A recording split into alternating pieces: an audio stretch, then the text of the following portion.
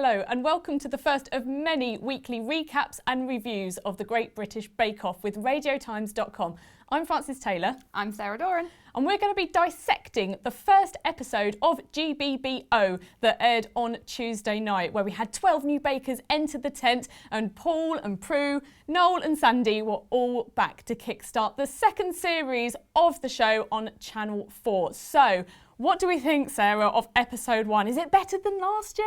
I think so. I think the vibe is much better this year already. You get a real sense. I was sitting down, I was having my dinner, I had my laptop at the side so I could keep an eye on Twitter, and I just got really engaged. It felt really fun. It felt like the character mix was much better. I think this year maybe they've been a bit braver in their choices, you know. All their individual ingredients are a little bit more wild. I'm going to quit with the terrible jokes right there. I really enjoyed it. I think it's a really good start. I agree. And actually, with Bake Off and a lot of these reality shows, I personally find that it takes a couple of weeks to get going, where episode 1 you go, oh, I don't really care about any of these lot. I'm not really interested, because you can't spend too much time on each person before moving on to the next one. But actually, I don't know what it was about the edit or what was going on in this episode, but I was so invested in every single one of them right from the get-go, and I thought their bakes were great, and I thought Noel was on top form. I have to have a special shout out to Noel Fielding presenting Bake Off, because I know before last year we all thought he's going to be dreadful, what is this? And actually, he's the best thing about it now for me. He's really engaging. I loved his shirt. It was an excellent shirt last night. It felt like a mix of like something really fashionable, but also then something possibly out of like, you know, Mario, and other video games are available. But like Mario, you know, with the blocks and stuff. I don't know. It was just really fun. It reminded me of a Neapolitan ice cream as well, with the colours. I'm sure someone's already done that on Twitter. That is just off the top of my head, but I'm sure it's already been said. But yeah, shout out to the shirt. Maybe less of a shout out to the sideburns and the hair. I don't know if that was for a new role, but he'd gone for a new look this year, and I wasn't really feeling that, but I think Noel is fantastic and so irreverent and really brings something to it. And Paul and Prue, right at the start as well, Prue said she's going to be more harsh this year than she was last year. I mean, I will say, fair play to Prue, you know, when they kicked off with that Back to the Future sequence. Which was hilarious. Yeah, she kind of just, you know, she took a nice joke about herself about that tweet last year. If anybody wasn't watching, she tweeted out the finalist about 12 hours, or winner I should say, 12 hours too early, because she's in a different time zone, but had a laugh about it, and it gave a really good sense of kind of their vibe and their partnership, and it worked really well. They felt like a family already. Yeah, it really, that skit at the start, the Back to the Future parody, was very funny, but I mean, Paul Hollywood's acting, I love that. He had one line which was like, what are you doing, Prue? And it had me in stitches. I thought it was absolutely fantastic. So yeah, Bake Off is back, probably bigger and better than ever, which I don't think is something we'd have been thinking this time last year for being on Channel 4, but it seems to be really blossoming and finding a fantastic home on the channel. But we have to talk about Terry. Bit of a divisive one, I think, Terry, because, as Sarah was saying, you're a massive Terry fan, as are a lot of people. Yeah, I absolutely love Terry. So Terry is the older contestant, the retired air steward with that fabulous moustache. We both just did that. That wasn't planned, by the way. No. So in sync. This is such natural moments, courtesy of radiotimes.com. Anyway, Terry is just this fantastic character, and I just instantly, I don't know what it was, instantaneously, inexplicably, felt this protectiveness over him. Because it was like when his first bake didn't go quite to plan, I was like, no. And then his technical wasn't great either. I think he came something like ninth, and I was like, oh gosh, no. And then he got to the very end. His brilliant biscuit face, brilliant / terrifying biscuit face. What a creation. And you know what? I sat there and I went, good for you, Terry. Good for you. You know what? I've only just, another comparison, which I'm sure has already been made, but I've only just thought of this, that Terry's weird face thing reminded me of that picture in Friends that Phoebe has. You know, that portrait? That is what that was. It was awful. That was.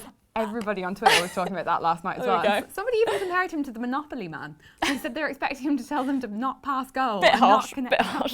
I think he's brilliant anyway. Frances, I don't think you're quite as much of a fan, are you? Well, do you know what? I do like him as a person, and I think his VT was very funny when he was trying to get his horse to trot on, and they left that bit in where the horse just wouldn't move. It really made me laugh. And I do think there's probably more to come from him. However, I was quite shocked that he wasn't the one to go. I did think, obviously, he came 9th in the technical. His lamb sort of designed biscuits in the signature weren't very good. I mean, they were arguably the weakest of everyone's. They didn't look good, and apparently, according to Paul and Prue, they didn't taste good either.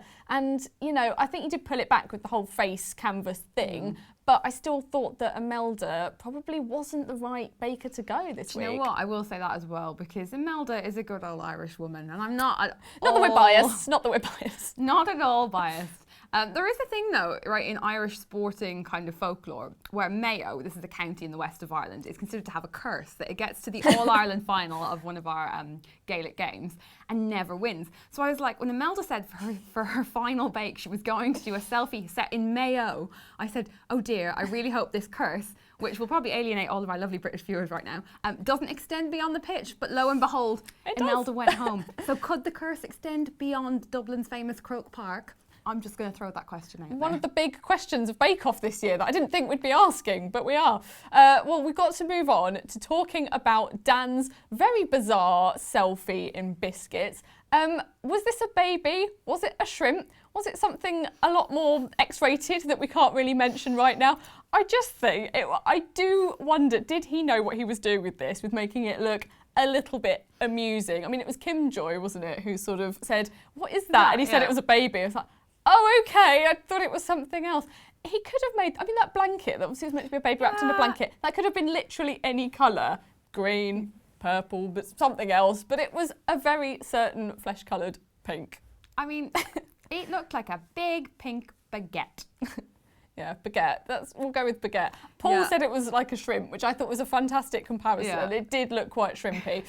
But you've got to have those moments in Bake Off, haven't you? I mean, you've got to hand it to Dan. He tried to create some lovely family moment. Dad in Palm Springs. You know, what was Dad doing in Palm Springs? I'm not sure.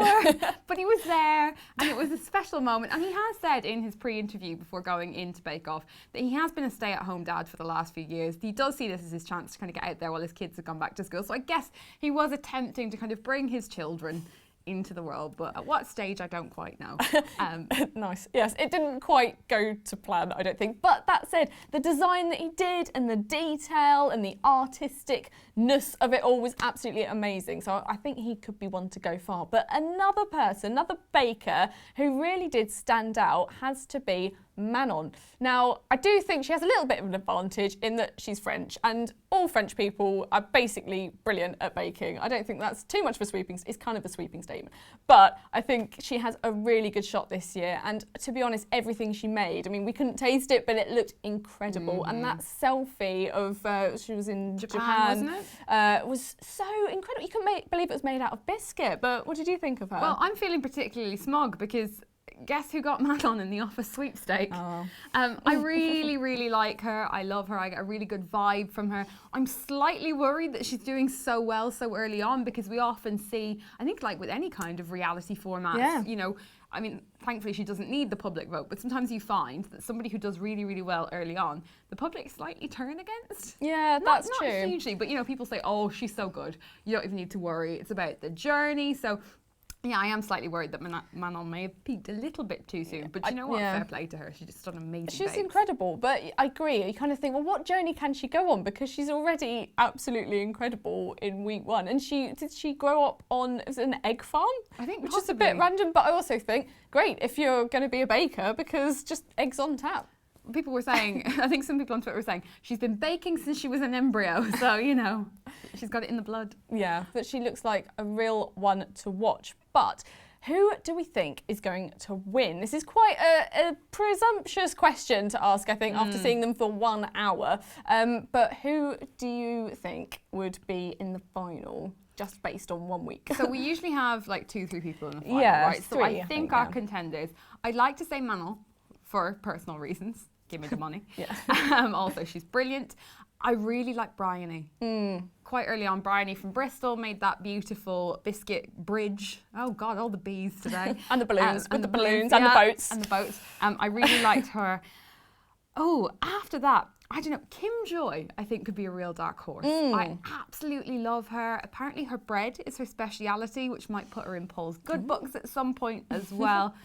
So I don't know, am I going for an all-female final? But we've had a lot of female winners lately, so if I had to pick a guy to put out there, I think we should be looking at an Anthony, the Bollywood baker. Yeah, he was good, actually. Yeah, he was probably one of my top picks because he did those biscuits that, again, they raved about, and Prue said, I'm taking one of these for later, and they did look absolutely incredible. So I agree. I think he could be really one to watch. Manon, I do think, I mean, I'd be surprised if she didn't make the final. I'd like to see Ruby make the final, not just because I have her in the office sweepstake, but because I think she seems to me one of those bakers who has moments of absolute brilliance. She came first in the technical with the wagon wheels, which, you know, again, bit of a weird choice. I thought week 1, wagon wheels, it's the sort of like 90s lunchbox classic.